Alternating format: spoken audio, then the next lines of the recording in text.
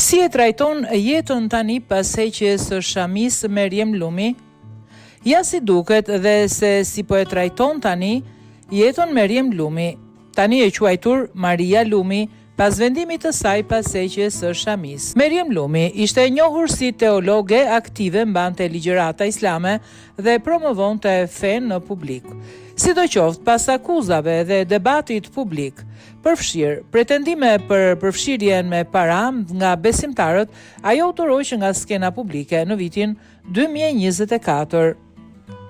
Në 7 nëntor 2025 ajo u rikthye në rrjetet sociale, por tani më pa mbulesë dhe me një emër tjetër, e quajtur Maria.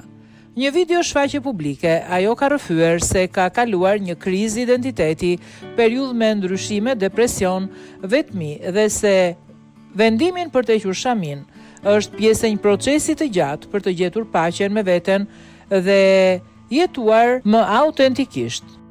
Maria vetë thot se nuk po kthehet në të krishterë, por se nuk është më as ajo që ka qenë. Për të, ky nuk është vetëm një ndryshim pamje, por një rikuperim i thellë i marrëdhënies me besimin dhe veten.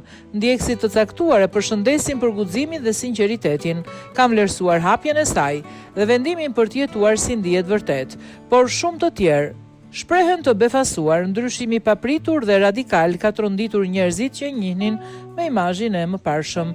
Historia e saj ka ngjallur debate më të gjera për identitetin, lirinë e individit, fen, besimet dhe për rëndësinë e përvojës personale përpara çdo dogme.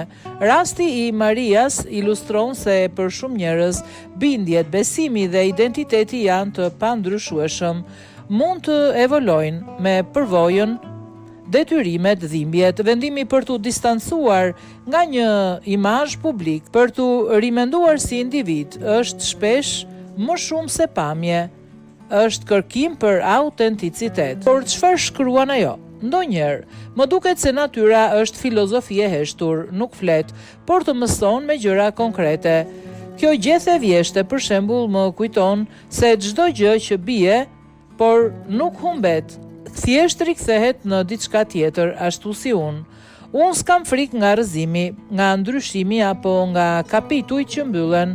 Kam mësuar se rritja nuk është moment, është proces, është një lëvizje brendshme, shpesh e padukshme që të formon pa të pyetur, dhe ndërsa ec përpara, kuptoj diçka të thjesht. Njeriu nuk është ajo që mban me vete, por ajo që ka guxim të lëshoj. Prandaj sot e shoh jetën time me qartësi, jo sepse gjithçka është e zgjidhur, por sepse e pranoj udhëtimin tim pa frikë. Shkruan ajo në rrjetin social Instagram.